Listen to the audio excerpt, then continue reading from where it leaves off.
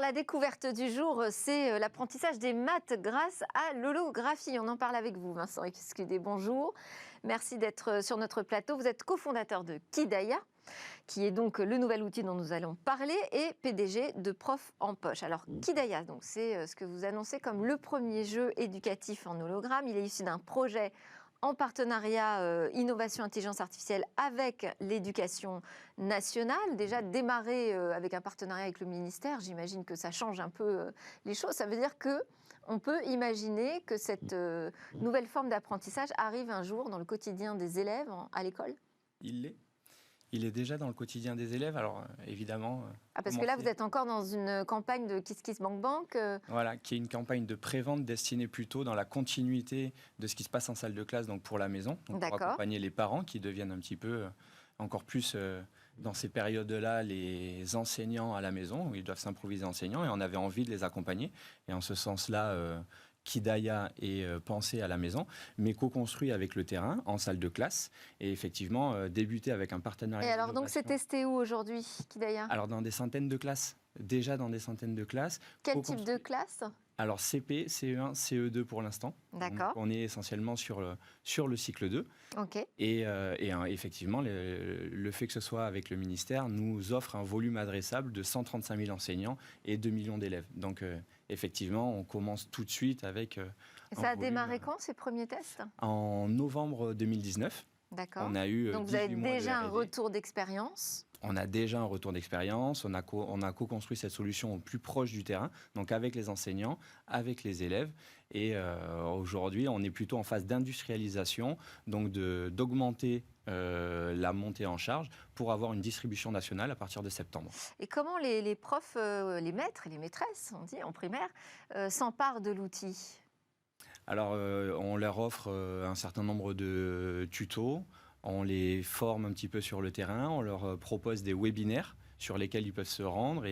Parce que ça peut être un outil d'apprentissage collectif. On a vu des images, donc chaque élève finalement a une projection 3D devant lui. Oui. Mais un apprentissage, on va le voir aussi, qui peut être plus personnalisé, est possible avec Kidaya. Est-ce qu'aujourd'hui les profs dans les salles de classe s'en servent comme un apprentissage pour l'ensemble des élèves, ou c'est vraiment personnalisé ? Alors c'est pensé pour être joué en petits groupes. L'important c'est ça, c'est d'avoir l'idée de plaisir et l'idée de jeu.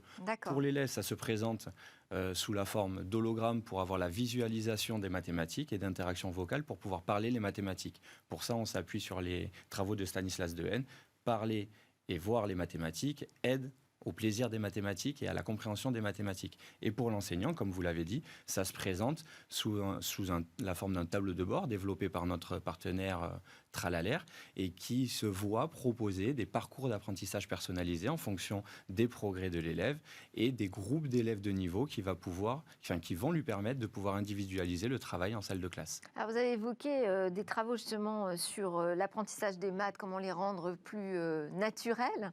Est-ce qu'on parle, là vous dites, ça permet de voir les mathématiques. Est-ce qu'on parle vraiment de projection de véritables hologrammes ou ce sont juste des projections 3D sur des écrans ? Alors c'est de la 3D qui, par effet de miroir, vont se transformer en hologramme, mais on a vraiment cet effet de flottaison et cet effet d'hologramme sur le plexi. Et on a beaucoup évolué sur le kit que l'on propose à la fois en salle de classe et à la maison aujourd'hui sur la campagne Kiss Kiss, qui est une campagne de pré-vente finalement, et sur laquelle on a vraiment cette idée de faire le tour, de voir en 3D. C'est un peu l'idée de manipuler des objets, mais là, on ne peut pas vraiment les manipuler. Est-ce qu'en primaire, on pourrait utiliser aussi cette manipulation physique ? Et alors, pas la manipulation physique. En revanche, ce qu'on peut faire, c'est l'assimiler... Je ne parle pas uniquement avec votre outil, mais est-ce que ça pourrait être combiné ? Bien sûr, voilà, c'est ça. C'est qu'on a un certain nombre de jeux qui sont en cours de développement, sur lesquels on va pouvoir voir un cube en hologramme, et on va pouvoir les simuler à un vrai dé ou à un Rubik's Cube qu'on va vraiment avoir en salle de classe. Et donc, ça va permettre à l'élève d'assimiler la 3D via les hologrammes à des objets du quotidien, parce qu'il faut bien qu'il se rende compte que les mathématiques sont partout. C'est une discipline fondamentale pour les métiers et le monde de demain. Et donc, c'est nécessaire de leur apporter ce plaisir et surtout de les rendre concrètes et interactives. Bon, alors, je vais vous provoquer un peu, mais finalement, en primaire, ça va, les maths ?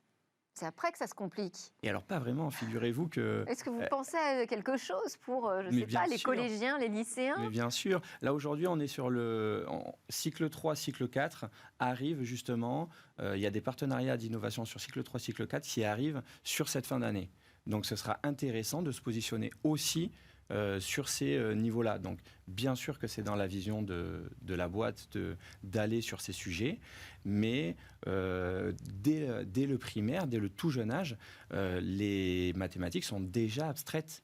Donc, en fait, le fait de les rendre concrètes, ça se passe. Et en plus, beaucoup de choses se jouent dès l'arrivée en CP. Donc, le cube simple dans les mains, compliqué en 2D ou sur papier, on va venir le rendre plus concrète et avec plus de plaisir et de curiosité. Peut-être qu'on pourra faire des maths un peu plus poussées aussi, plus tôt. C'est possible. Ça peut modifier. Est-ce que, en fait, la question, c'est est-ce que l'apport de nouvelles technologies peut aussi modifier les apprentissages? Ce que ça peut modifier, c'est le plaisir. Ça, c'est certain. Et à partir du moment où on a du plaisir et le goût d'apprendre, derrière, ça va être beaucoup plus fluide et on va avoir beaucoup plus d'intérêt à apprendre. Alors, il y a aussi une autre techno intéressante, on a commencé à l'aborder, c'est l'intelligence artificielle. Alors, c'est donc un algorithme qui va apprendre comment l'enfant réagit face aux mathématiques qu'on lui propose, c'est ça? Ce qui va être important, c'est bien un partenariat d'innovation en intelligence artificielle. Donc, pour l'enseignant, c'est de pouvoir individualiser les travaux et créer des groupes, parce que Kidaya est pensé pour être joué en atelier, en mini-groupe d'élèves. Donc, quand un enseignant va questionner un élève sur le calcul mental, par exemple, il va pouvoir questionner 2-3 élèves, 5 fois maximum, sans récupérer la data. Ce qui va être important avec Kidaya, c'est qu'on va pouvoir en salle de classe récolter toute la data et entraîner tous les élèves de la classe. Et derrière, on va le visualiser, ça va être visualisable pour l'enseignant qui, lui, va se voir proposer des parcours d'apprentissage personnalisés. Et c'est là que se situe. On crée un tableau de bord pour les maîtres et les maîtresses. C'est ça, c'est ça. Super. Donc, je précise que votre campagne sur KissKissBankBank se terminera le 11 juin, mais vous avez déjà dépassé l'objectif. Oui, on a dépassé les 450%. On a une vraie réussite sur cette campagne qui... Donc, ça démarre super bien. Vous êtes incubé à Station F par Microsoft for Startup? C'est ça. Ok, super. Merci beaucoup pour cette première découverte sur les maths et l'holographie. Merci donc Vincent Escudé, cofondateur de Kidaya, PDG de Prof en Poche, qui est la start-up qui porte le projet. C'est l'heure de notre talk sur l'avenir de la publicité sans cookies.